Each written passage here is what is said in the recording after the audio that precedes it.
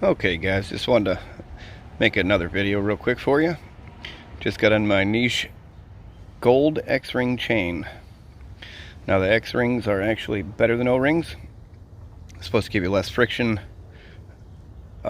They say longer life on this box, but if you actually look them up, the O-rings will basically kind of rob you of power, you know, where the X-rings don't do that.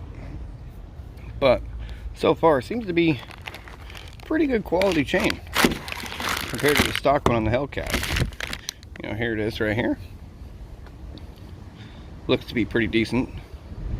You know, they also send you a nice bottle of oil for when you put the master link on. But the gold is nice because it won't rust like a traditional chain. And the stock chains that come on the hellcats, they're pretty crappy. Basically every time you ride it, you know, you got to adjust it because it gets a lot of slack. Just a cheap chain for obvious reasons, you know, because when you're buying these clones, I mean, you're not paying a whole lot of money, so I mean, you get what you get. But as far as the chain goes, you know, I've read where some people say that their hellcat takes a 420 chain, and sometimes they say 428. In my case, it was a 428, and I got a 128 link chain because some people say 120 links, blah blah blah, but it's very easy for you to adjust a chain. You know, you just get a grinder, grind these rivets down, pop the link out, separate it, and there you go. You know, so basically just count your chain and cut it to length what you need. It's not very hard. But if you're not sure what chain you do have, on your front sprocket, usually it's stamped in there on either the front or the back side. It'll say 420 or 428, and basically that tells you what you got. Now in my case, like I said, I got a 428, so that's pretty much the end of that one there. But you know, it isn't very hard to do the chain. What you'll have to do is, you know, loosen up your axle bolt, kick the wheel forward, take the front sprocket off, and there you go. You can take your chain off. I may make a video on how to replace your chain. I may not. We'll see how that goes. But you know, I would definitely recommend you replace your stock chain. You know, you can ride it for a little bit, you know, until you start getting out of adjustment, pretty much kind of like I am now. I have one more line left, and that's all she wrote for that chain. You know, so once your adjusters get to the back, that's it. It's time for a new one. You know, now I've read quite a bit about these niche chains and stuff.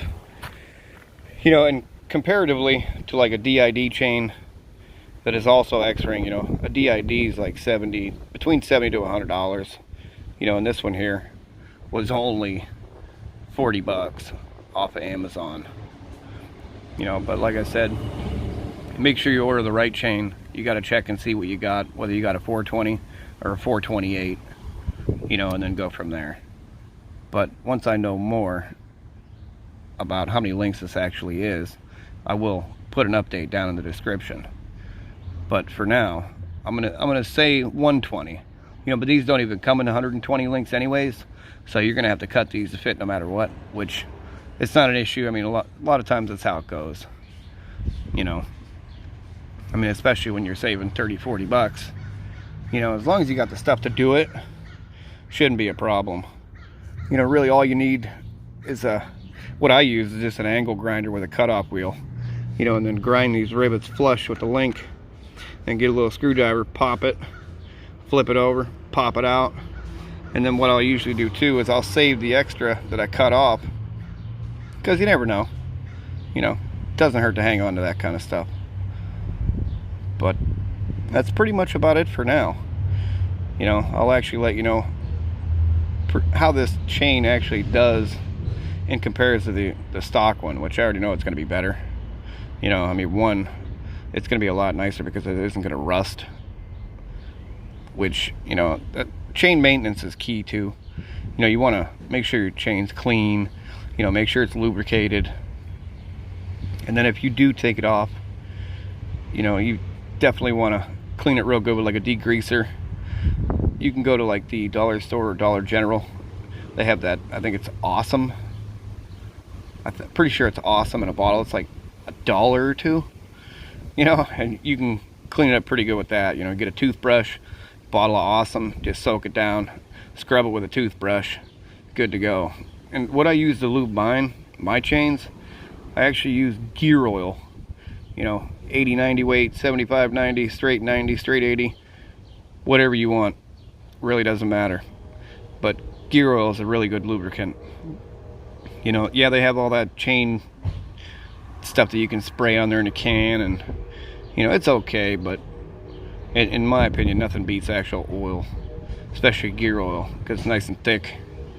You know, and it's meant to lube your rear pinion gears and stuff like that. So it works real good on chains. I used to have a Raptor 700R, and you know, I'd ride that thing on the trails and beat the crap out of it and have a blast. But I use gear oil on that chain, and I never had an issue. You know, but basically, differences in chains, you know, quality chain is they don't stretch as bad. You know, so we'll see how this one fares. But for now, I'll give it a test and see how it actually does. You know, it shouldn't be like the OEM one, which is pretty crappy. You know, that thing stretched out real bad and needed adjusted. Like I said, literally after every ride, you had to redo it. You know, it's just junk chain, which not an issue. I mean, you're only spending $1,100 for the bike, so I mean, kind of got to expect stuff like that, which is cool to upgrade anyway. You know, because now you got a cool gold chain or whatever chain you choose. But if you got any questions, feel free to comment below. And thanks for watching.